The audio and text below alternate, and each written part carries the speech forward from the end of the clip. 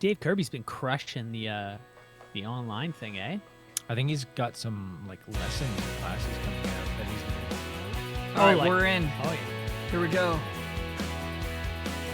It's like chopping. It's okay. Can the people hear us right now? Oh yeah, they can hear you guys. Oh no. Yes, welcome, hello. It's episode 29 of the Music Guy podcast, the podcast about a couple of working musicians in the Toronto, Ontario area. My name is Al Rowe. I'm a music guy. I'm one of your hosts. I sing, I play guitar, I write songs, I make records. Broadcasting to you from the heart of Liberty Village in downtown Toronto. My co-host, as he is every week, Mr. Michael Hebbs. How's it going, Mike? Going pretty good. I'm in Markham. I'm very bored. I'm lonely. Well, we're very fortunate to have a guest on the show with us today. It's been a long time coming, you know, and now you don't have to feel that lonely. We've got a real special one for you here today, folks. We got a drummer on the podcast today. Jess Moskaluke, Ariel, Posen, the Reklaws, Deric, Ruttan, Jade, Eagleson, Gord, Bamford, Beverly Mahood, Brett Kissel, Josh, the band, to name a few. Josh! To name a few artists this gentleman has played for. Excellent drummer, my great friend and member of the agenda, Mr. Rich DaSilva. Rich DaSilva. Hello. Well, this is my second time on. That's true, yeah. That's true. We did the group episode. But now we have you all to ourselves. Yep. Yeah.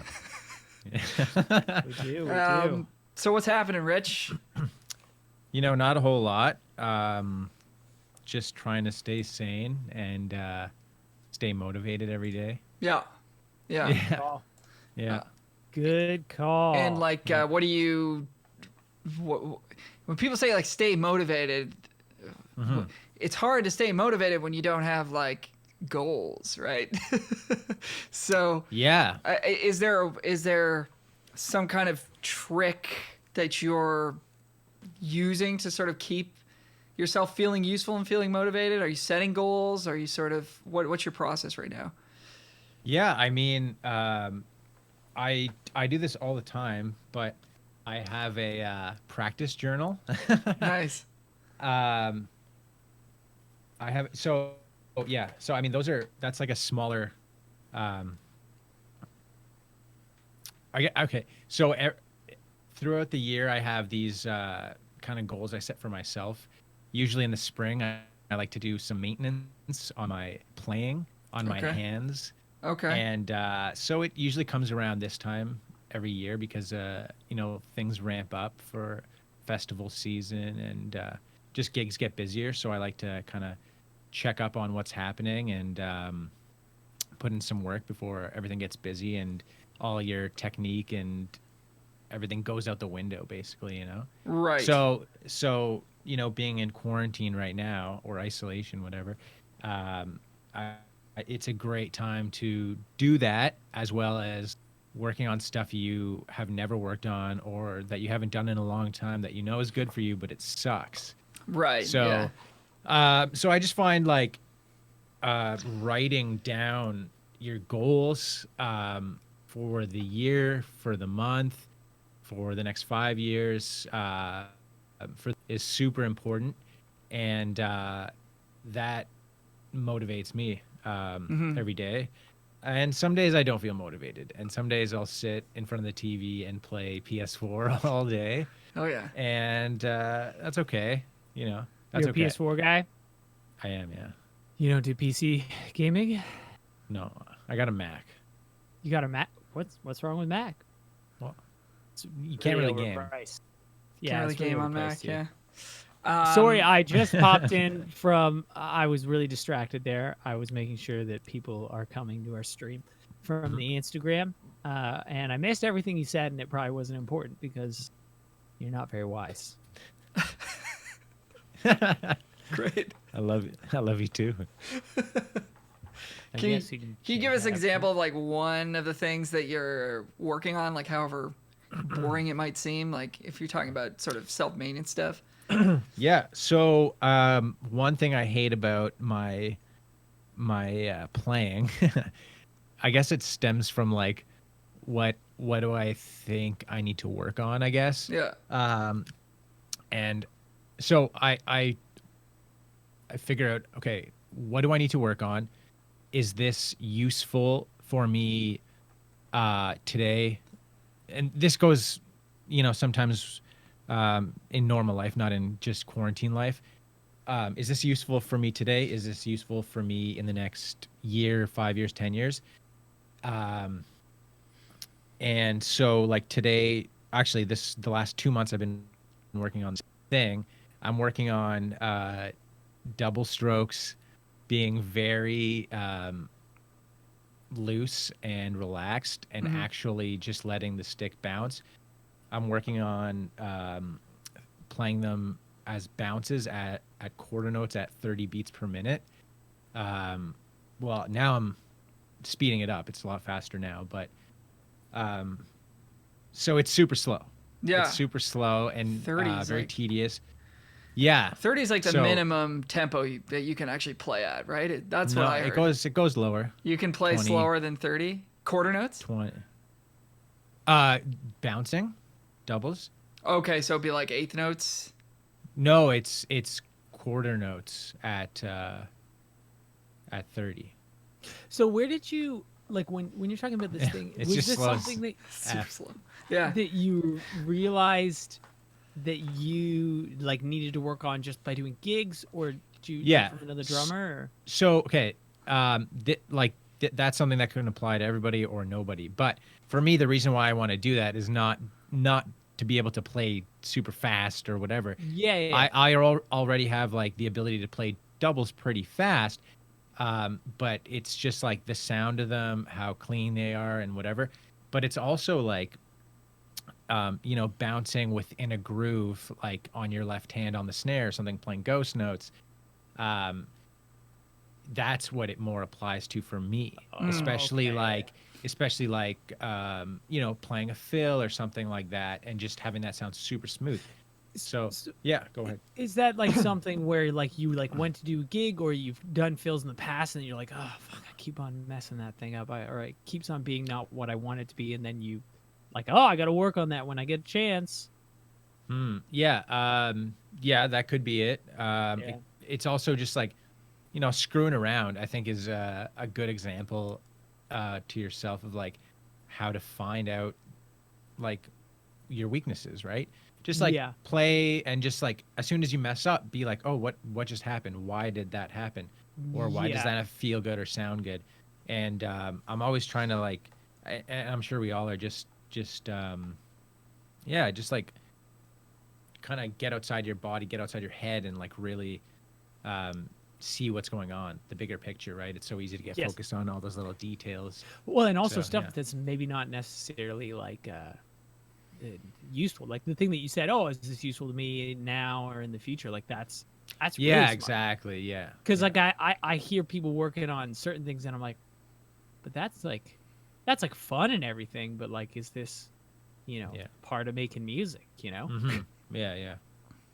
Yeah, it seems like a lot of people are taking this opportunity to just like get into the hyperbolic chamber and just like practice all their stuff that they haven't gotten a chance to or whatever, and it's get really technical with it. And I mean, it's good to sort of keep that in mind of like what is the purpose of this aside from just practice for practice sake? Like, is this because that's the worst thing ever, just working on stuff just because. Well, if you're enjoying that process, but if you're like bashing your head against the wall trying to like I don't know, play 16th notes at whatever speed, and it's just like why do something that's frustrating? Why? Yeah, exactly. Just for the sake of doing it. Like, I always need an actual tangible goal right in front of me in order to do my best work in terms of practice. Like, I have a gig next week, I have to nail this solo on it. Exactly. That's what I'm really gonna dig in and do my best work. So So, how do you find that level of lighting a fire under yourself at a time like this when there's no gigs to be had at all, right? Yeah. Yeah, no, that's definitely the hard part. I guess it's just like you have to think about how do you want to come out of this whole thing. Yeah. Yes. Yeah, Yeah. I don't know. I guess I think about it every day. I'm trying to think about like what do I want? What did I like about life before? Mm-hmm. What do I want to be different? What do I want to be better? What do I want to do less of? What do I want to do more of? Mm-hmm. Yeah. And You just want to mean, be a less shitty person, a less shitty drummer. yeah, Steal more people's fish. So are you saying that on the other side of this COVID thing, there's specific changes that you're looking to make in your life from before? Like, do you have a vision for Rich DaSilva, like post COVID? Like before COVID, I would have done this type of gig, and after COVID, I'm not going to do that anymore. Or for example, like I'm not. yeah, no, sort of that's stuff like that, or 100. Yeah, for sure, man. Like, you can. I mean, I'm thinking about it every day. Like, just yeah. What did I like before? What do I want to change? What kind of do I want different gigs? Do I want to play differently? You should want to play differently. Yeah, I know. The answer is yes. Do you have like that problem with like self-loathing? Are you a self-loathing person? Yes, I'm sure. Because you don't like, seem like it. Well, okay. So all artists, we are of course self-loathing. Yeah.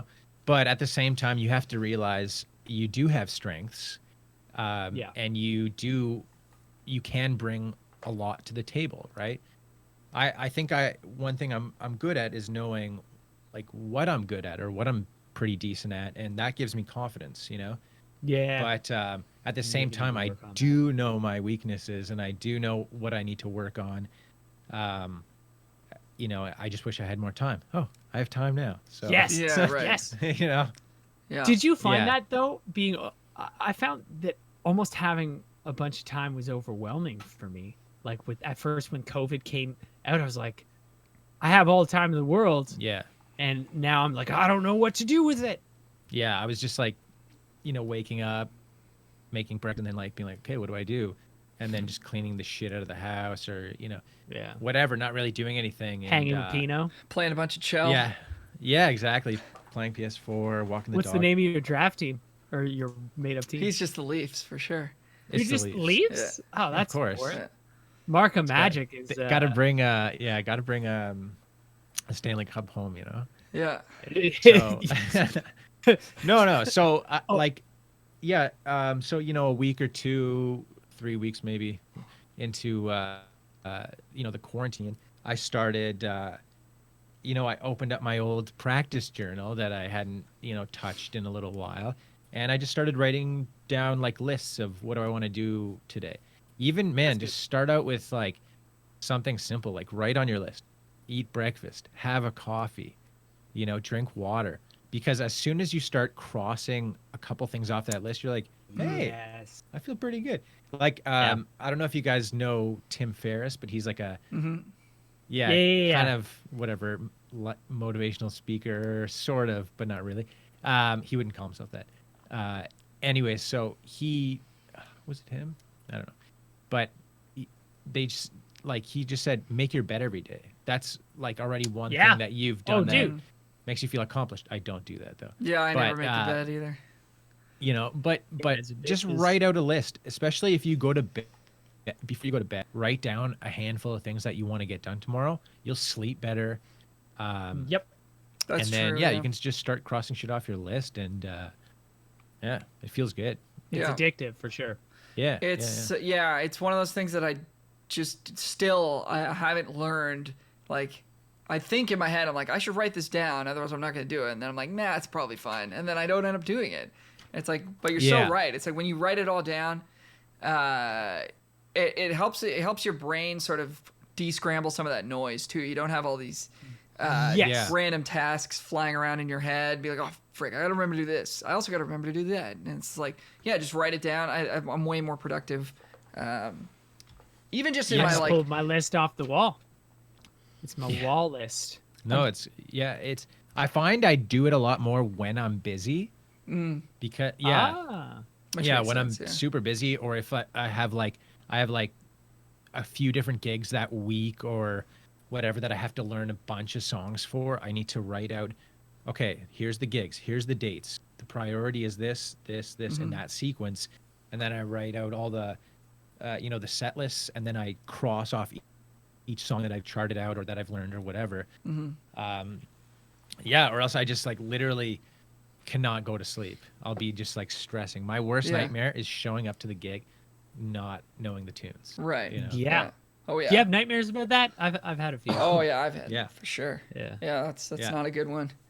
I just use the little note taking app in my phone, which I'm sure is not as like therapeutic or whatever as like it's not as fulfilling picking up the pen and writing. But I mean, I'm just thinking for folks listening to this, like even if you can just open up a little note thing on your phone and start jotting down ideas, it makes such a huge difference. Because the worst thing, especially in this current situation, is for the day to pass you by and then you feel like, man, I didn't get anything done.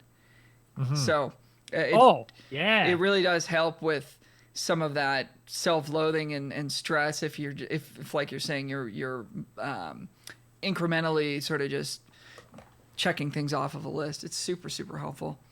For time management too, because you can look at a list of 5 things and be like, all right, I gotta do it in this order, and like this is where I can fit lunch in, and this is where I can fit like walking the dog in or whatever. So that way you don't just sort of slide from task to task and then run out of time. But well, also to get lost in a task too. Get that's lost true. in a thing, and it's like I've already spent 30 minutes on this. Like, fuck off, like move on to your next thing, So so Rich, so you're saying you want to sort of come out of this a brand new man, if you will. No. That's an inside joke. No, but you want to make changes. You want to strive to get. I mean, you already have amazing gigs, but to get more and better gigs, higher quality gigs, which doesn't necessarily mean money or notoriety or whatever. Sometimes that just means like playing music that you're really invested in or whatever. But you sort of said to us, you gave us a few ideas of stuff to talk about, and you said getting good gigs is a mindset.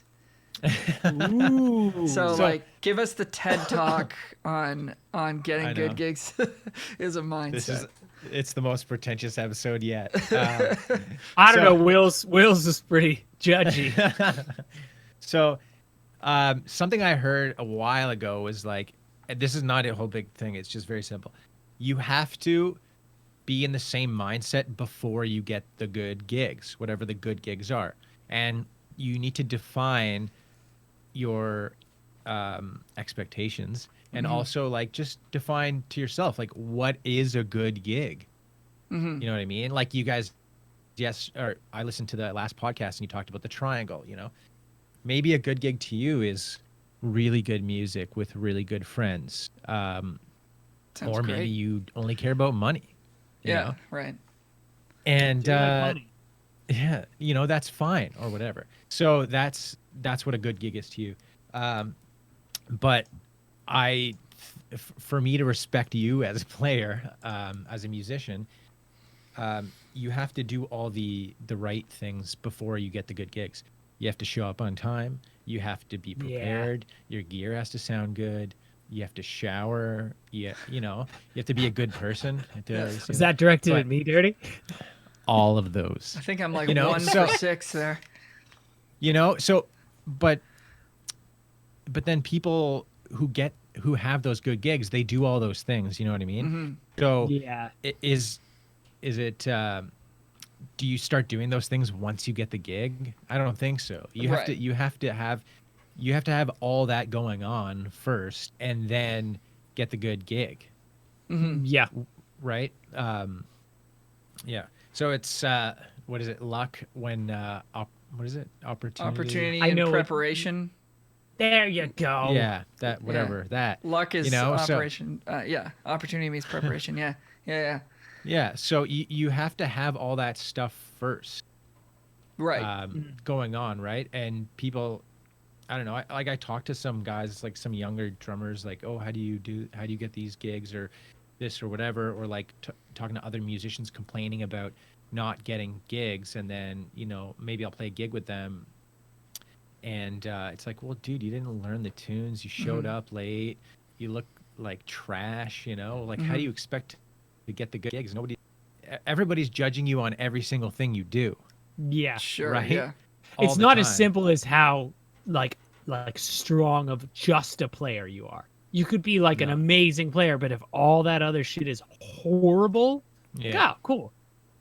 Yeah, you can get gigs by being amazing, but how you keep the gigs is all the other Yes, stuff, right? That's exactly it. Yeah. That's the thing I was saying. Like, I feel like way back in the day, if you're a fucking dink like Beethoven was a dink, it's like there's not that many musicians, but nowadays there's so many musicians, so it's just like, yeah, we don't need you. Exactly. Yeah. Well, and with the world of Instagram and YouTube and Facebook and all that, like you can really showcase how amazing you are so easily, right? But that's not a real world situation, Yeah. How are you to hang with? How are you on the road? Like, are you creative? Like, are you actually that good, or did you just curate that persona? Right. You know? Was I'd there like to do some. was there anybody you looked up to in particular earlier on that sort of taught you this, or that you learned sort of osmosis wise from? Man, so yeah, I started playing when I was like 5, and I Lucky. knew I wanted to be like a side musician since I was like 9 years old. I had no interest in playing in like a rock band, or anything like that. Like, I wanted to go to school for music, learn that, and then just play lots of different gigs with lots of different people. Nice.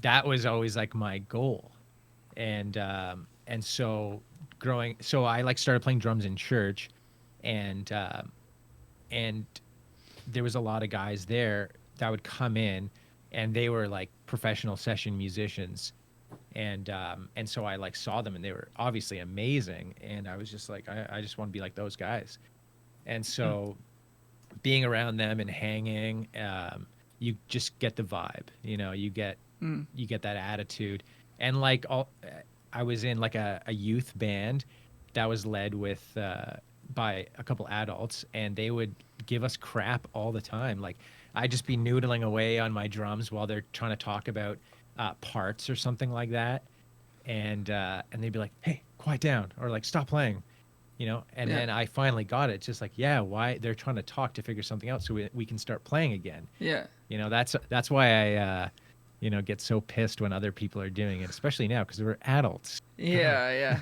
Noodling in rehearsal, even in sound check, it's like.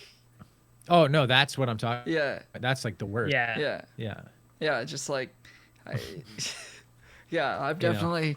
I got a lot of peeves. I got a lot of beef. I've definitely given some passive aggressive, like, so does it work over there or what?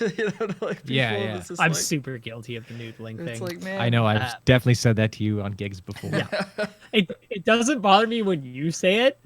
Like, if Will's on a gig with me and he gives me any sort of like criticism, for some reason I can't handle it. Yeah. It's because he's my brother. Well, he's like.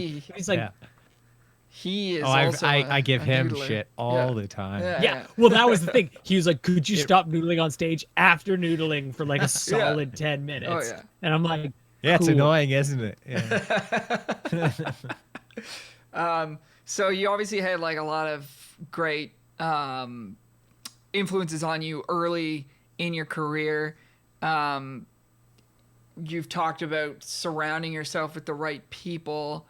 How did that work for you coming out of college? Rich also went to Humber College along with the rest of us, for folks that don't know, and into the degree program there. And so coming out of college, did you find your sort of your team, your crew of people that you worked with the most? Like, did you find those people in college? I mean, obviously, I know you through there, but there's also a bunch of people you work with now that you didn't necessarily know through Humber. How did that all come together for you? Yeah, I guess like surrounding yourself with the right people is like people that are gonna, help bring you up, help like elevate what you have going on, right? And that doesn't necessarily mean like trying to weasel into like relationships to get better gigs or like these, super high profile gigs or whatever. I just mean like, yeah, people that you work with well and like that are your friends or just whatever work associates, but people that can add value to your life and people that like you can add value to as well. Like it's not all take. You have to bring something to the table too, Right. So after Humber, I was playing with Will, Mike's brother. Yes.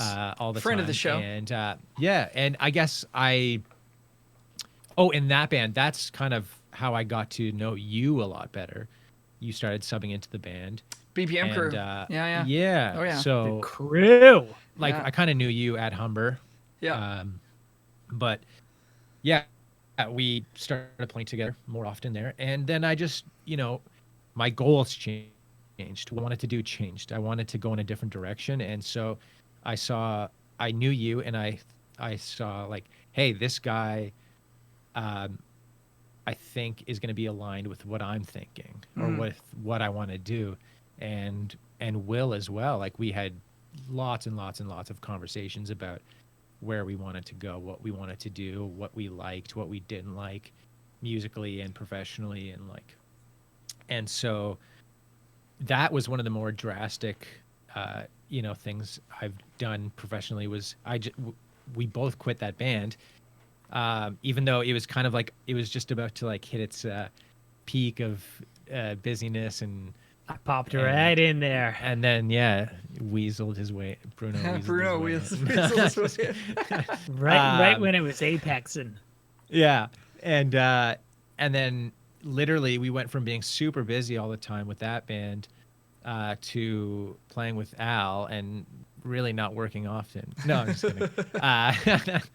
No. We things slowed down a little bit, but obviously they are where they are now because I, decided to make that change, right? Right. And not Just everything to- has to be You super ripped drastic. the Band-Aid like off, that. right? Just to Yeah, I cl- was just like- to, just to clarify, the change that you're referring to is you wanted to get away from, and correct me if I'm wrong, you wanted to get away from like a corporate wedding kind of scene and more towards the artist, original music side of things.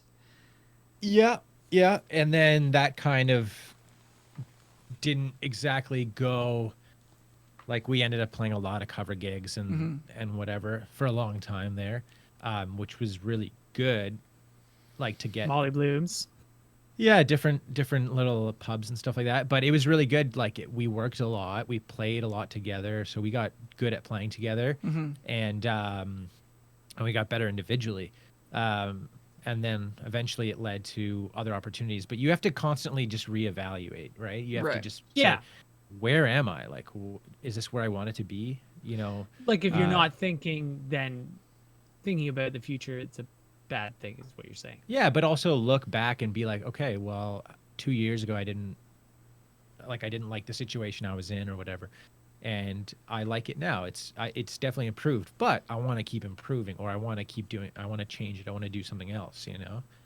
Yeah.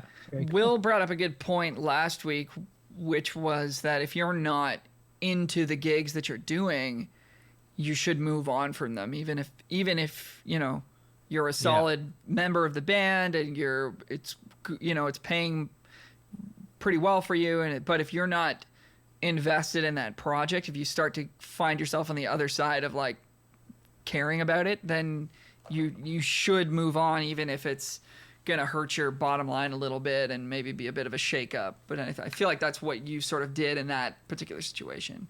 Yeah, I mean, I kind of do that all the time. Like I'll I'll say no to gigs a lot if they just don't interest me. Right. Yeah, not to sound like a douche or anything, but like it yeah, if I have to like put in a ton of work to learn all these tunes for people that I don't know super well, or songs that I don't like a lot, or the money's okay, or whatever, like the whole gig triangle thing, like I don't want to play just to be busy. I want to play to like enjoy myself, and try to like keep building on what I've done. Right. Yeah. And how do you say no to something? Twofold question. How do you say no? Yeah. But then the second half is like, for me, saying no to a gig is accompanied by like a washing over of guilt that I inflict upon myself, being like, if you say no to something, what if that's the last gig I ever get offered, and then I have to like deal with that, or like, what if I don't make rent this month because of like, I said no to something and I could have taken the work, but now I'm not busy. When I was starting out, my mantra was like, say yes to everything. And it's still to a large extent For is. sure, yeah. I would say like 95% of the time I'm going to say yes to something. So how do you deal with literally saying no to somebody and then reasoning that within yourself? Yeah, so literally what I say is, and this can be true sometimes, I'll just say, hey, sorry, I'm busy. Thanks for asking. And then I'll try to find a suitable sub. So you'll recommend them somebody? Yeah, who I think would be good for that particular gig. Yeah. Yeah, so that's how I just go about that. Sometimes I am busy, sometimes I'm not. Or sometimes I just want to like have a Friday night off and hang out with my wife and pup and do whatever, So, after I got married and after we got the dog and everything, like, you start to realize, oh, like I do want some extra time off, like on a weekend here or there. Like, is $100 really gonna, change? Is that gonna really like kill my bottom line at the end of the year? Mm-hmm. Yeah. I think you have to look big picture a lot of the time, and that's how you say no to yourself. You know what I mean? That's how you say no to those gigs. Is you have to look at the big picture, and you have to look at a couple factors like how good is this money? Like if it's really good, yeah, you shouldn't turn it down. How's the rest of my month looking? How's the rest of my year looking? Mm-hmm. Yeah. Also, too, I feel like if you have your finances in order, then you won't be thinking as much about like, well, if I don't take this gig, I won't make my bills. One question that I was going to ask was, I found myself turning down too much stuff in the last year and a half, and I almost think it's hurt me. Do you think that's possible? Dude, I get in those situations all the time. Or I've been super busy with like one or two artists some years that like people just stop calling me because like they're like, oh, he's just busy. He's just oh, he's on tour with that person. He's busy. So all people will ask, randomly. I'll be like, no, yeah, I can do that, or sorry, I can't do that. But keep asking me. I'll say, for people that I want to work with. Yeah, it's a tough balance, and it changes all the time because there's sometimes where like, yeah, I'll be really busy, and then I'll be like, oh man, I don't want to do any gigs. Like I don't want to do any more gigs in the fall or like after the winter is done or whatever. Or after this COVID thing, I'll be like, give me every single gig. Yeah, I'll do anything. Sure. I'll dance with a hat on my head. And, yeah. Has that approach changed since you got started playing quote unquote professionally? Like since you actually started playing gigs? Because I know I already kind of alluded to this, but I know for me it was like right off the bat it was like yes, I'll take whatever. Did you find yourself doing that, and then as you got more experience, more successful, you started to sort of weed out the things that you weren't as interested in? And furthermore, I mean that's kind of like a loaded question, but like I guess one of the things that I think about sometimes is like if somebody's starting out and they're thinking, how do I say this? Like they're thinking like, well, I should turn down this gig or that gig because I don't want to look like I'm the type of person who plays that type of gig or something like that. Yeah, I feel like there's a mindset you could get yourself into that could be a little bit detrimental, where you're sort of thinking like, well, I should turn these down, even though you don't really have your foot in the industry yet. Like, would you recommend that younger musicians just take everything they can, or would you still apply that same sort of filter that you're applying now? Yes, to an extent. So I would say the first thing you need to think about is, will I sound good on this gig? Mm-hmm. Do I have enough time to prepare? Like, am I a good fit? You know, if you're kind of stepping out of your comfort zone, that's good sometimes. Mm-hmm. But to an extent, it's not, you know, because every gig leads to the next gig, or it could be your last, you know what I mean? And so you want to sound good all the time, especially at the beginning. Like, now it's like that I'm a little bit more established.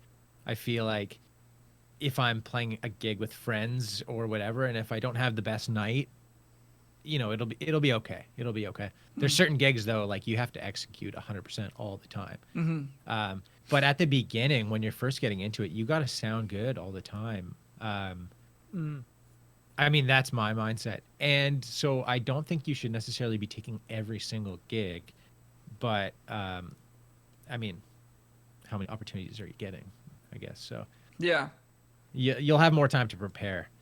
That's good to know, because that was my issue. It's like, I feel like when I started turning stuff down, I was like taking everything.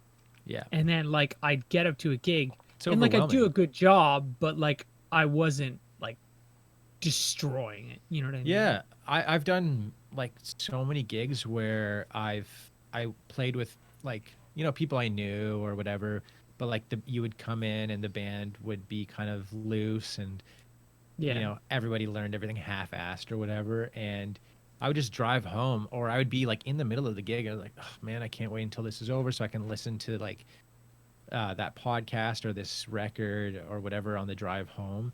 Like, that's bad. If you're like, if you're like looking forward to this gig being over, like you need to reevaluate some shit. Yeah. Yeah. So, I mean, that happens every now and again, no matter what, right? But yeah. But yeah, if you're constantly in a situation where your heart's not in it, and we already kind of said that, it's like, move on from it. Yeah. Yeah. Yeah, exactly. Because there's somebody else who wants that gig, and you could give them that opportunity, and you can also, Exactly. they're going to do a better job for the band than you are, even if you're, and yeah, and it's for your own, I mean, you got to think about your own, I guess, Reputation. reputation, but your own enjoyment too. Like I know Mike's yeah. saying, like if you're taking on too much stuff and it's stressing you out, that's also going to start to lower your efficacy in the gigs that you are involved in. So it's a tricky balance, right? But it's just, I always have just struggled with like saying no in general. I'm also like I want to please people. I don't want to let people down. Oh, me too. You know, like I've even been in situations where like I've felt not treated well in certain bands or whatever, and I still feel bad being like, no, I can't do it. You know, because like, I don't know. I don't want to let people down. They're relying on me for stuff, and it's always been something that I've grappled with. Yeah, there's always going to be those people that try to take advantage of you. I've definitely been in those situations a lot, especially when I was younger. Like while I was in Humber, one of my first gigs, I'd play for like no money, play so many sets, rehearse all the time for free. But it was like, while the band leader was taking a huge cut compared to us. But it was a good opportunity for me to grow, and I knew that. Sure. And I knew I needed it, but as soon as I felt like, okay, I'm the best I can be with this band, I need to move on. It's not offering me anything anymore. So but and it's okay to say no, and it's okay to leave. Yeah, for sure. How do you handle a situation where like you feel wrongly treated or like something isn't working out in the way that you want, but you still want to be a part of the band on some level or part of the project on some level? I don't know if that's even a hypothetical that's possible. Let's say it is. Would you try to broach that subject? Like if you feel like somebody's ripping you off and not paying you well enough, or like the conditions aren't good on tour or something, would you bring that up with somebody, or would you just move on from the project? Yeah, just finish the commitment you've made and leave. Yeah. Yeah, I mean, Instead of trying to fix it. I mean, you can fix it. It just depends, man. Like I've been in situations, where like I've tried, or with the band, we've, there's been a coup and we've tried to tried to fix the band or whatever, and and it just gets weird. It gets messed up. It gets really messy. Yes, sometimes it's not appropriate. Yeah, and I think like a lot of the situations that I've been in, I've been a hired musician or like a side person. I haven't necessarily been like in a band with equal share. Aside from playing with, you and Mark and Will. But that's a different situation. But so like I'll just, keep my mouth shut and then won't ever do the gig again. Yeah. And if someone asks, I'll give them my honest opinion, and that's it. Yeah. Fair enough. Yeah. Yeah. I think that's I mean, just the experiences that I've had, and I know a lot of people have had, it's just like at some point you just sort of say, this is what the gig is, like whatever maybe it's one of those situations where people say it pays this much and then all of a sudden it doesn't, the day after the gig they're like, oh, actually we didn't get that much, or wait, like that kind of, as an example. You just sort of, I think, accept at that point that this is part of the gig, and if I want to deal with that, then I'll take the gig. But if I can't expect to have my cake and eat it too. I'm not gonna be able to play this gig and not have that issue. Yeah, exactly. Yeah. I mean, it just obviously depends on, say, for example, the gig ended up paying less than what you were told. I guess it just depends on how much it is, $50 Or how whatever, often that $100. happens. Yeah, less or whatever. No, if you're only doing the gig once, or if it happened a few times, then just leave it. Yeah. And don't do the gig again. But you don't need to be a dick. You don't need to like get in an argument, get in a fight, make things weird, because then that person, when somebody else like, I want to hire Rich. You used to work with him. How was he? They're gonna be like, oh yeah, he's kind of weird about money or this or that. Yeah. So it's better to just be like, oh yeah, he was great, but he's just too busy, can't do the gig anymore, or something like that. Yeah, That's right. the classic That sounds a lot better. Yeah. Yeah. I think So it's you very tell wise. people that you're busy instead of taking the gig as well. Yeah. That's what I do. You Like, missed that part. Yeah, I missed that part. My internet connection is horrendous right now. Just tether your phone, man. How do I do that? They're That's another podcast topic. Are they forgiving It's a tutorial. data overages during this time? I don't know. Probably not.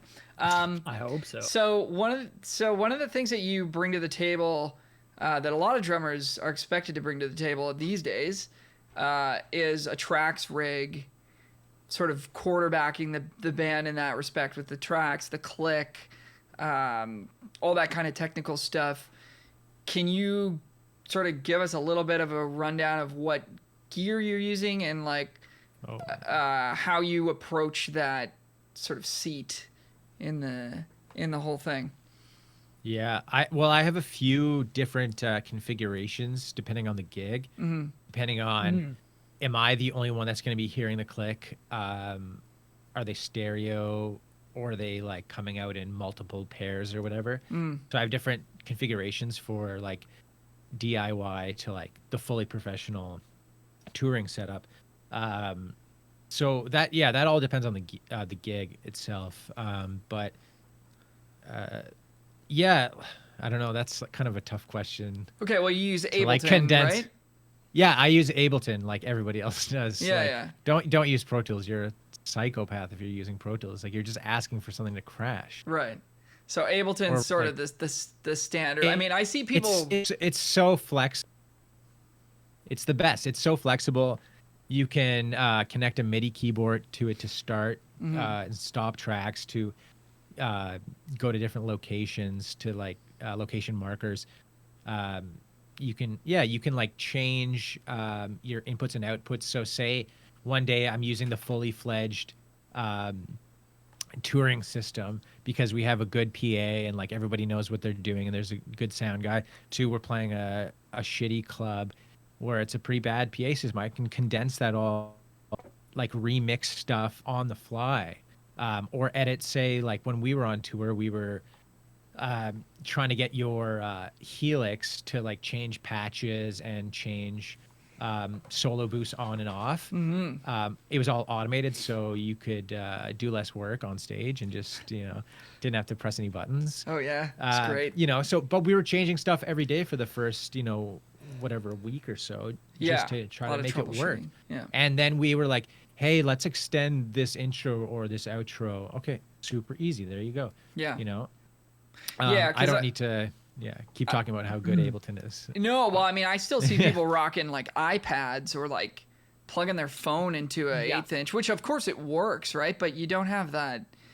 So flexibility of I sections. did that for a long time, the iPad thing, and a lot of big-ish artists do that too, because if you're just running mono tracks, which sound terrible, it's so reliable. Like there's an app called SoundQ, and you just click the icon of the song you want to play. It plays that song, and when it's done, it stops. Oh, perfect.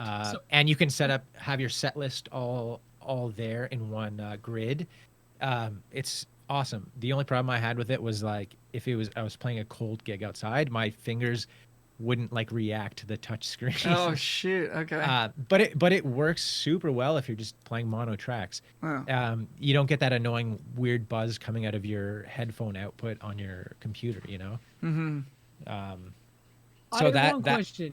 Yeah. Does SoundQ, does it disable the ability of the phone to receive calls? You have to turn that off.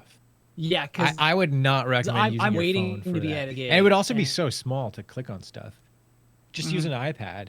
I think it would sound. Forgot to put it on airplane mode. Yeah, or then you can airplane use mode. your SPDSX as a drummer. You can use that to load your tracks on. It's not as good.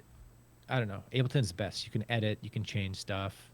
I don't know. You can use your SPDSX as an interface with your computer, using the USB and then audio out of the SPDSX. I use that all the time. Like What's the SPD? That's the sample pad. the roll and sample pad. Yeah.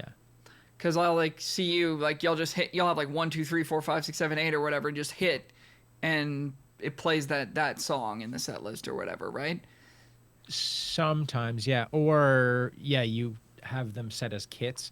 Or if I'm using it with Ableton, I use the SPD as a trigger to start and stop Ableton. Have each pad assigned as start, stop, next, up, down, or whatever. Yeah, and one thing you were mentioning yesterday about or in the podcast that I wanted to clarify was that you were saying how one thing you don't like about tracks is that they're not flexible. You can't just loop a section or you can't extend a certain thing. You totally can. That's and exactly I it. do that all Yes. the time. It's super Which is so easy. Cool. Yeah, it's so easy, and I do it all the time. Like with Jess, we have an intro to this one, to a song where she introduces the band, and it's different every single night. She doesn't like script anything really. She likes to talk however long she wants, and so yeah, it's just it runs on a loop, and like we're playing, and then whenever she says the last name or whatever, I hit the next marker, and then it goes. Right. So And if you do it in time, it'll. Pardon? Do you have to do that right in time, or as soon as you hit that marker, it'll jump at the No. next appropriate beat?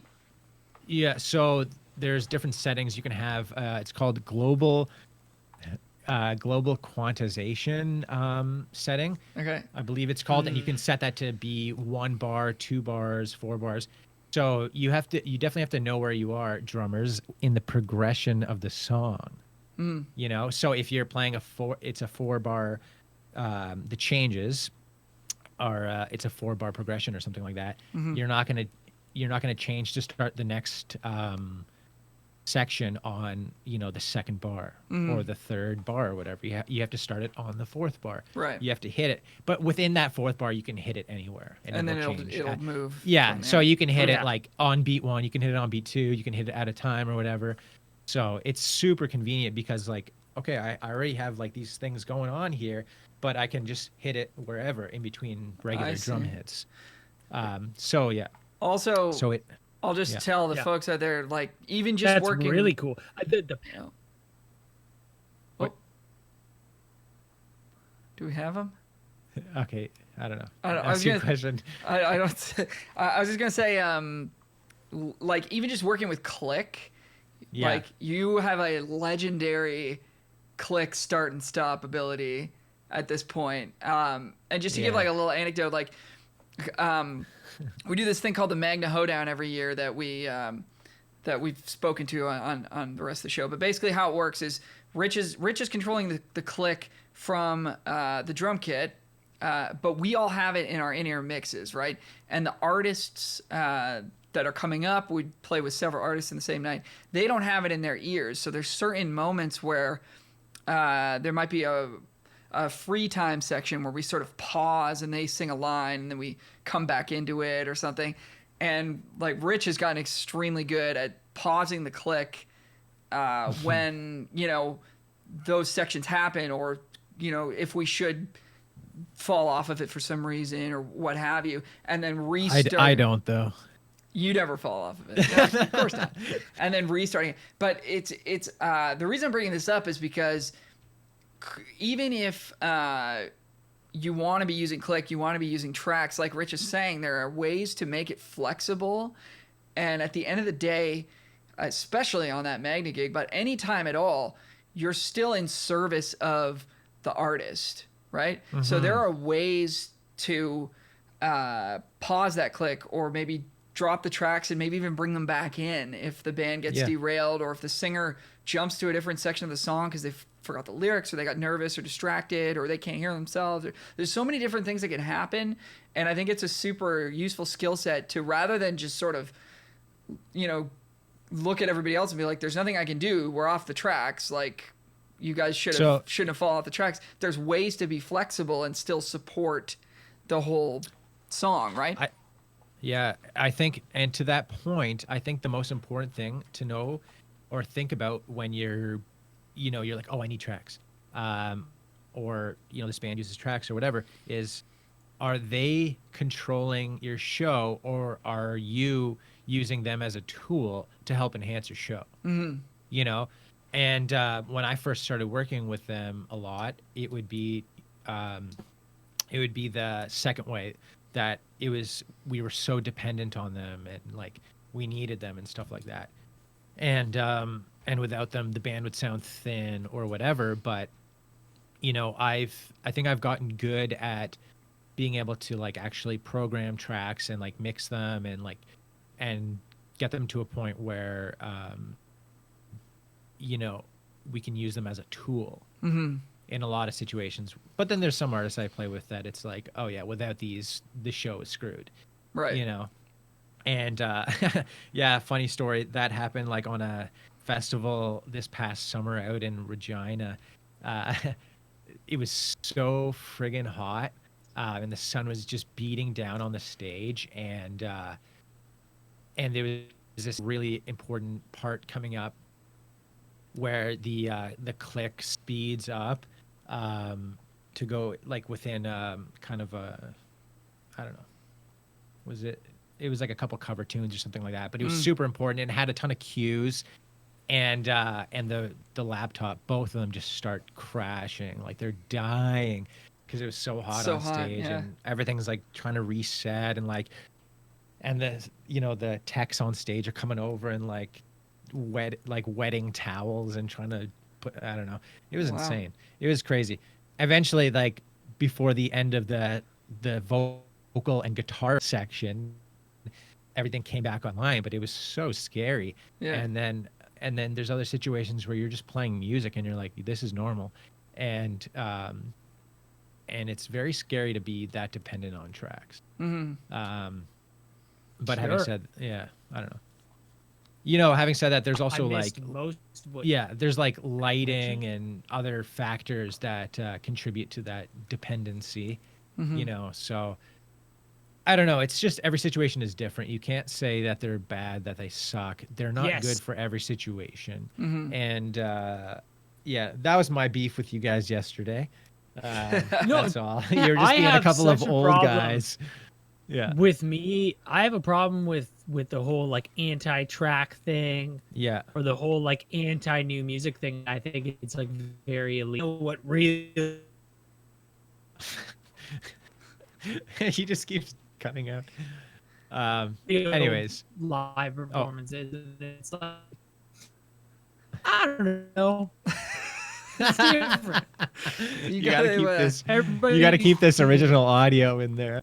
This is too funny. And his face. His face is great. Yeah. You should clip that. Well, That's yeah. so Anyways, so. Bruno, you got to fix your internet, buddy. Anyways, if anybody wants like Yeah, specific they track questions or whatever, they can give me a shout. They can if hit know you where to up. find me. Yeah, nice. Yeah. Oh, definitely. I love that. Nice. Yeah, I know you have to get going shortly. Is there any other stuff you wanted to touch on, or is this sort of a good time to maybe wrap it up? I don't know. Is there anything interesting that like we can still talk about? I would be going for a while. I wouldn't mind getting your. I still have time. So. Oh, yeah, let's great. chat. Okay. Yeah. Yeah. I wouldn't mind talking about recording a little bit, if you're Yeah. into that. I remember, I think I brought this up on a previous episode, but one of the most recent records that you and I worked on with the agenda was for an artist named Dylan Wallace, and I believe it's the best sounds we've been able to get just straight out of the studio thus far. And we're working with Kevin Dietz, who's a great engineer at Loudmouth Studios in Yes. Toronto. Killer guys and great room, great sounds. But I remember them literally tuning your floor tom for, I want to say it was like over half an hour. You guys were tuning a floor tom to like make it sound good coming out of the speakers. I think it sounded weird maybe for you in the room or something, but it was like just that the fact that we spent that much time on that, it ended up being amazing because fortunately we were able to lay down the songs pretty efficiently so that the time didn't cost us all that much. But Yeah. just how much how tedious it can be sometimes to like tune drums. Like, do you have tricks? Do you have sort of approaches when it comes to tuning drums for recording and like how to get them to sound good on tape, as it were? Yeah. Well, that particular situation, I don't know. It sounded great in the room. Yeah.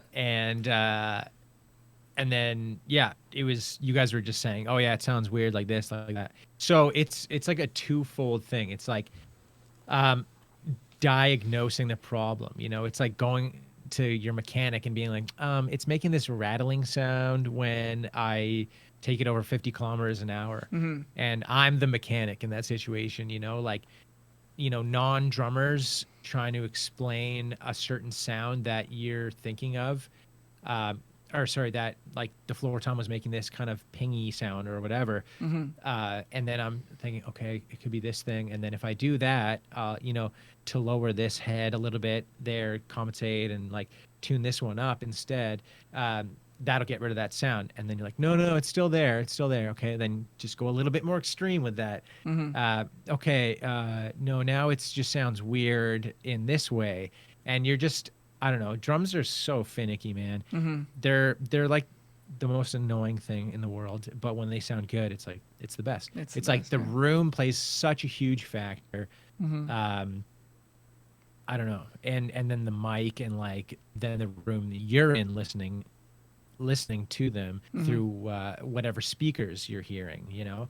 So I honestly think we ended up back to the start Oh, where really? I think where I initially my instincts told me it sounded good because Yeah. it sounded good right beside me. Sure. And I think we switched mics and whatever. I don't know. But I think it's so hard to say, like, honestly. Like, there's tons of videos on YouTube of people, like, telling you how to tune drums, and they're all great. They're all great. Just try them all, see what works for you. And, like, sometimes it'll just be like, okay, everything's balanced and it still sounds weird. Just tune a little here, tune a little there, like, put a little piece of tape there, or, like, whatever. And until it sounds good, it doesn't need to look pretty. It just needs to sound good. That's the most important thing. So have you guys may already talked about this because I've literally been out for 2/3 of this because of my internet. But what's the name of that drum doctor guy in LA? The guy that they use for recordings all the time. They talk about it in Produce Like a Pro all the time. It's called like the drum doctor. Are you talking about Yeah. that little thing that clips onto the ring? No, there's a guy that they actually No, bring there's in. like I mean, there's like Angel City Drum Works or something like that. He's one guy. Like, they're just they're backline techs, and they are cartage. They store your gear, they tune it, they put the new heads on it, Yeah. whatever. You pay them to do that, obviously. Yeah. But they come in and they like tune this stuff. I think he's just called the drum doctor. Yeah. Have And you they'll- worked with somebody they'll do like that once? Did you not? He just cleaned up my bearing edges on my drum. Oh, okay. Yeah. Also, you can But yeah. beat any of us in terms of complaints of how expensive our instruments are, because to maintain a drum Dude, set like is stupidly one expensive. snare head is like $30. Yeah. Like, I own like 15 snares. Do the math. How does your playing change when you're in a recording situation versus a live? I've listened to some Aaron Sterling podcasts where Well- he's said like it's a completely different thing. Like, you can't even compare the sounds that you would try to make on a record to the sounds you're trying to make live. But I think he's maybe a Yeah. little bit too far in that direction. But I'm curious, like, how do you find your playing changes? If at all, I definitely try to play like lighter. in the studio. Yeah, for sure. Especially like cymbals. And I mean, it depends on like what gig I'm doing out in the real world anyways. Like, I could be playing quieter or whatever. But it's just the best thing is like you get to approach each song with a different touch. You know what I mean? Like, you really get to get into that particular song. Yeah, so like you can really say it's like it's a rockin' tune or whatever, and it's fast, it's loud, it needs energy. You can play like that. But then if you're playing a ballad or something, a little softer, more sensitive, or like kind of an old school thing with a fat snare, you have to play different. And live, you kind of can't do that as much, especially if you're playing through a PA system, because the tech the front of house technician has like set the gains a certain way, and you don't know if they're constantly monitoring the sound. If they're like if you're gonna switch to brushes to play a train beat, like on the snare, like duka taka duka taka with brushes. I see this all the time, and guys they'll switch to brushes, and it's like, where's the snare?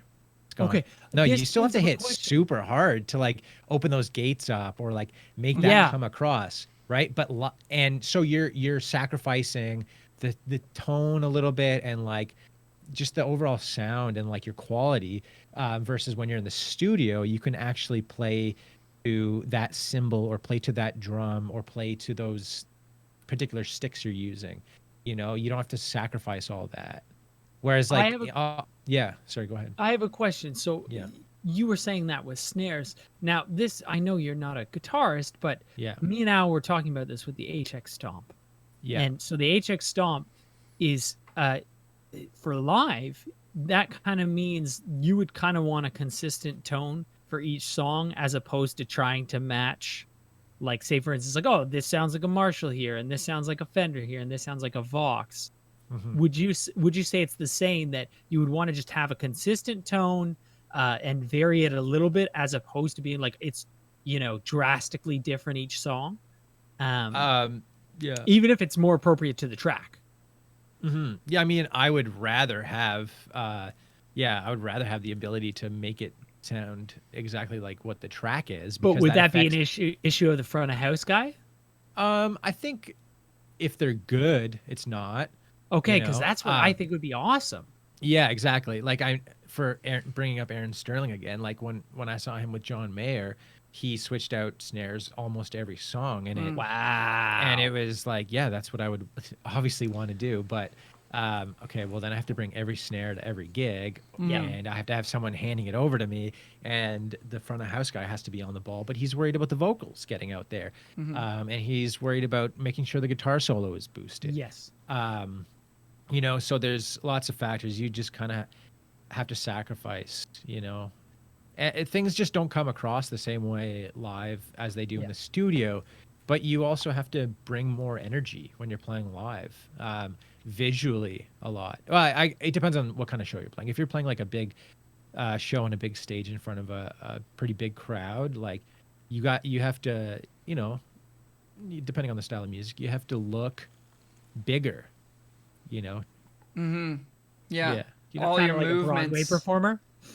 Yeah. Yes. Yeah, all your movements have to be more exaggerated if you want them to come across to somebody who's 100 feet away from you, right? Yeah. That's cool. I'd never even thought of that. That's wow. Wow.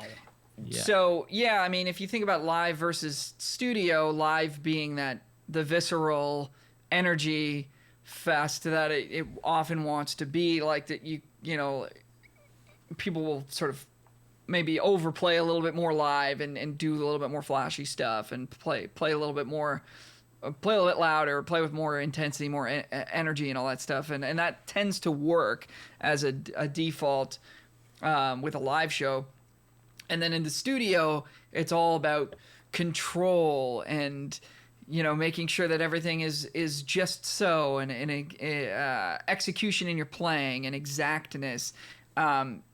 But with that change in mindset, you can lose some of that live energy inside of the studio. And then all of a sudden the song, even though everybody's playing it super tight, everybody's playing at the right sort of velocity on their instruments so that it's not, you're not throwing your guitar out of tune, you're not clipping the mics, you're not doing any of that stuff. But then the song, all of a sudden, starts to sound a little bit sterile. Do you have any tricks mentally or physically or otherwise for yourself and others in the studio to maintain that live energy on some of the songs that really need it? Yeah, I mean, that specific situation happened before, on a song that I've played so many times with an artist. And we were recording the song, and it's supposed to be like an up-tempo thing, and like I was just trying to be studio perfect, and it was fine, it was working, but it was just lacking the energy and the kind of that feel, right, that you need. So I think so then I just kind of went the opposite way and was just I just need to play how I play it live. And it was fine. It sounded great. The energy was good. But I think the most important thing is to what is the feel of this song? And being able to read the room. Yeah, totally, man. And just, I don't know, if you're way too inside your head, just start listening to everybody else. Listen to the bass. Just turn something in your headphones up. Just change something drastically. That's a great idea. Yeah, it'll help snap you out of it. How about setting tempos for songs? Are you you have a knack, obviously being a drummer, for being I think this needs to go up 2 beats or down 2 or up 1, or this song's way too slow, we need to try it. I mean, because you're also a producer, right? So this is right in your realm, but it's also, you're the drummer, so you're kind of you're the default guy to ask about tempos, whether or not that's fair. But you exactly. But you are quite good at, you have developed that skill of being like, no, the song needs to be faster, and you have a great instinct for that. Is there anything that sort of, do your teeth itch or something when it's like the wrong speed, or like how do you know? How do you know what to suggest in those situations? Well, there's two factors really. One is like, how does it feel to me? Do I feel like I'm trying to catch up to the click, or do I feel like, man, I can't like stick with this click at all? It's just like dragging me down. And those two factors kind of happen because one, I don't know, we all have like these internal default tempos, but that we like to play at, or that we play along to other songs that are similar to that, and it just feels good.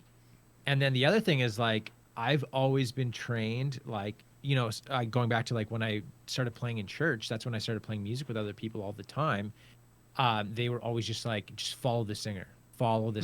So all I do is listen to the vocal. It's like more than anything, more than the bass, everybody's like, oh, drummer should listen to the bass player. Yes, but who's cashing or who's sending you the check? It's the singer. Right. So I'm always listening to that, to the singer. And if it like sounds like they're rushing me, or they're, way too behind on what I'm playing, even if I'm sticking right to the click, then I'm feeling like, oh yeah, we need to speed this up, or we need to slow this down, because I don't want to fight them. You know what I mean? Like I feel like I'm always the guy trying to, if person A is dragging, this person's speeding up, and I'm just trying to sit with the click, it should just work. If everybody's feeling the tempo the same, the click disappears, right? You're just playing. So I think it's easy. I think if you just listen to other people, and if it feels good to you, then it's the right tempo. If it doesn't feel good, and if everybody else sounds off, then change it. Right. And just, try it by a couple beats. Any magic numbers that like tend to work for certain genres? This is true. Really? Yeah, dude, 138 is the rock and roll tempo. Just go look up songs at 138 BPM.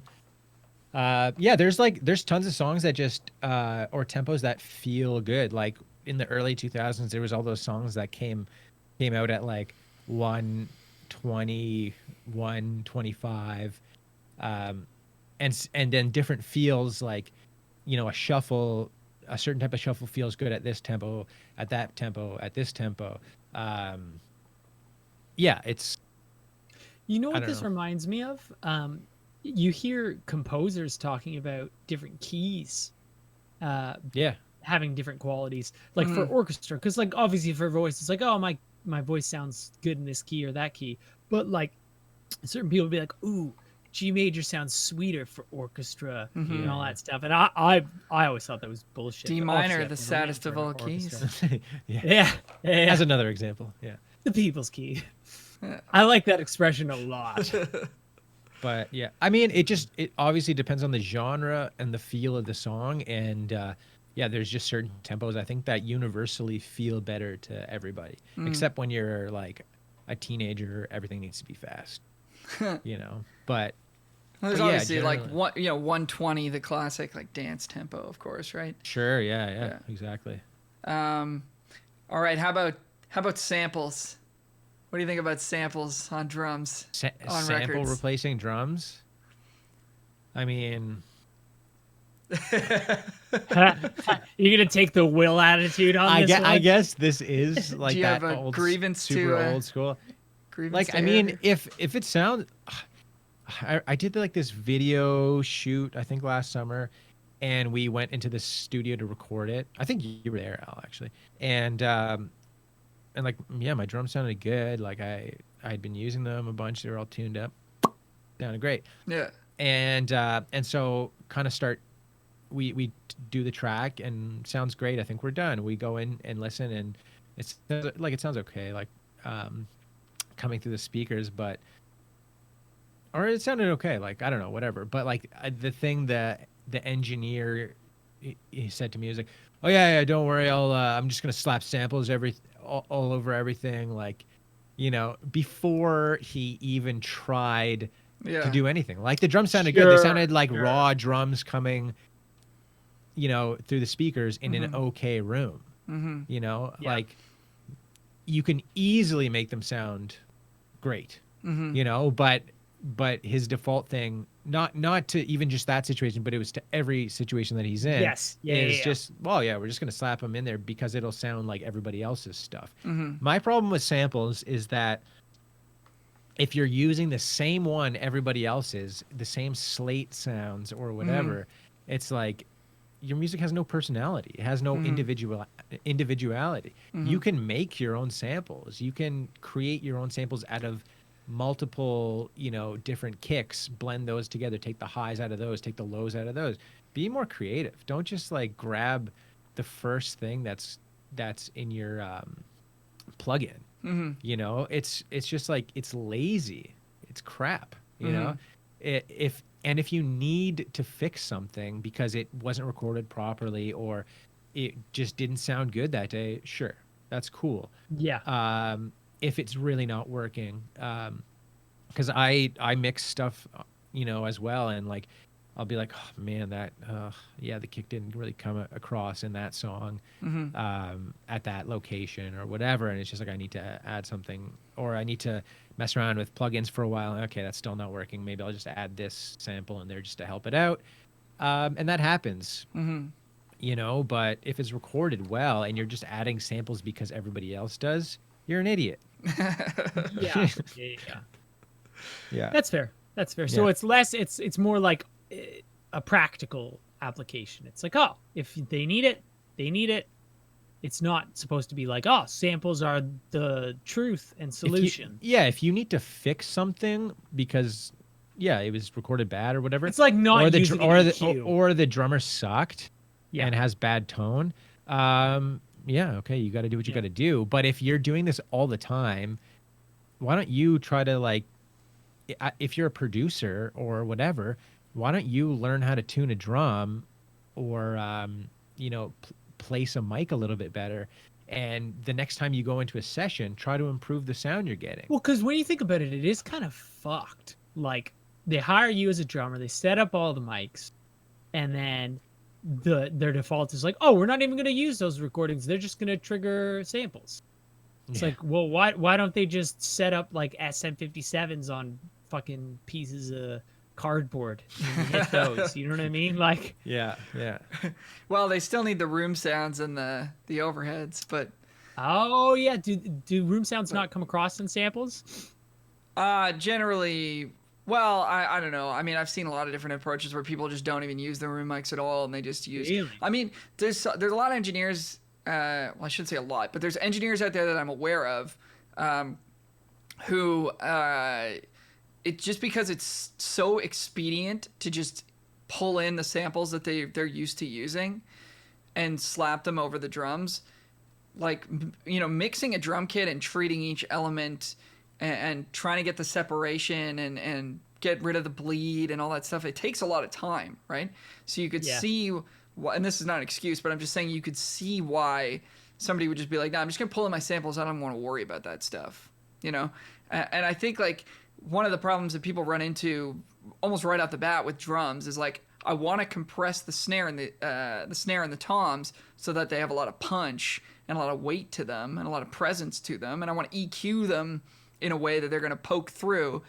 And then that brings with it a whole bunch of cymbal bleed, especially depending on the style and or hi-hat bleed or something like that. So I think a lot of guys find it easier, more expedient to just, add a sample to the snare instead of compressing it, because then they don't run into that cymbal bleed problem. And there's a lot of reasons for doing it, but I think you're right, especially if you're going to spend all that time tuning the drums and miking them just so, and hiring a great player. Like, you should try spending money on the room and like and also if I mean, as a drummer, that's something I obviously try to work on all the time, is like trying to minimize those issues. But then there's some times where you just have to play like a Neanderthal and just because it makes more sense for the track. Yeah, right. You know what I mean? Like, you just have to do certain things certain ways to get the energy out. And one thing you guys talked about in the other podcast was like how musicians used to be better in like I don't recording like than that they are. attitude. I know.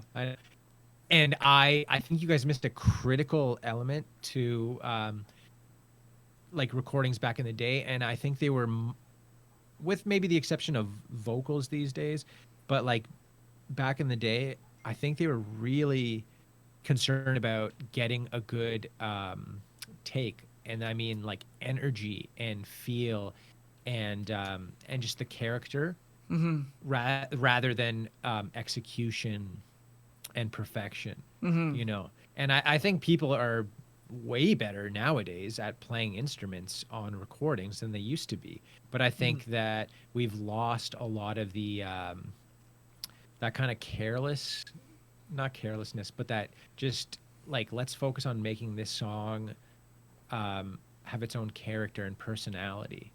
Yeah, you the know? intention Sure. behind the. We focus focus so much on these little micro elements of the song nowadays that everything's so perfect and sterilized and dialed in, and it's awesome. Like, I love it. I Very love clinical. like, yeah, but I love it. It sounds amazing. Yeah. Like, and I also love old stuff too, like that, you know, speeds up, slows down, or like this thing clips here, this vocal's slightly out of tune, or this guitar's out of tune. It's all cool, but I think it's just different, you know. It's just different. That's the big thing I two totally wanted to different say. approaches. It's Yeah. two totally different approaches. The whole time during that podcast, I was like, I think it's just different. And one thing you said, Al, was like, the listener expects this quality, a certain quality nowadays, right? Yeah, I There's would an say in- so. Yeah. Yeah, no, there definitely is. Like, Yeah. if the vocals aren't perfectly in tune, or if, you know, the drums, or if the whole song isn't like perfectly in time, like the majority of people aren't going to be able to handle it, you know, or maybe we've like just made them that way. Well, sometimes I feel like we don't give the listener enough credit. Yeah. You know, for it's just sure. like, well, it has to be auto-tuned and blah, blah, blah. Yeah. Otherwise, people won't like it because they don't know what's good. It's like, but then you go back and Yes.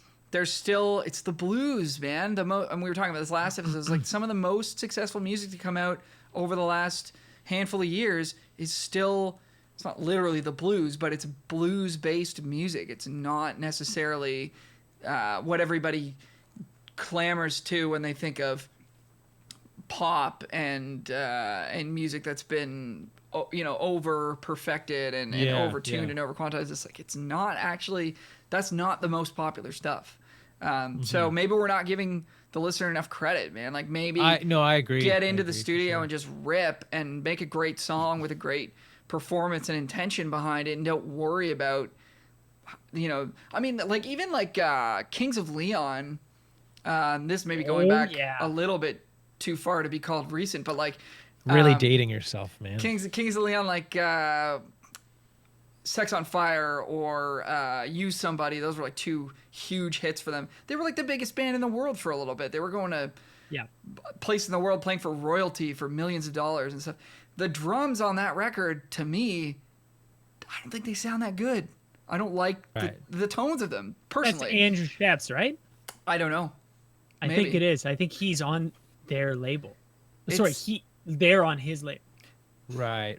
They sound old school for sure, and they definitely don't sound like there's samples on them. They don't sound super punchy, super well recorded. I mean, you know, just to me, but it's just like, those songs were huge, right?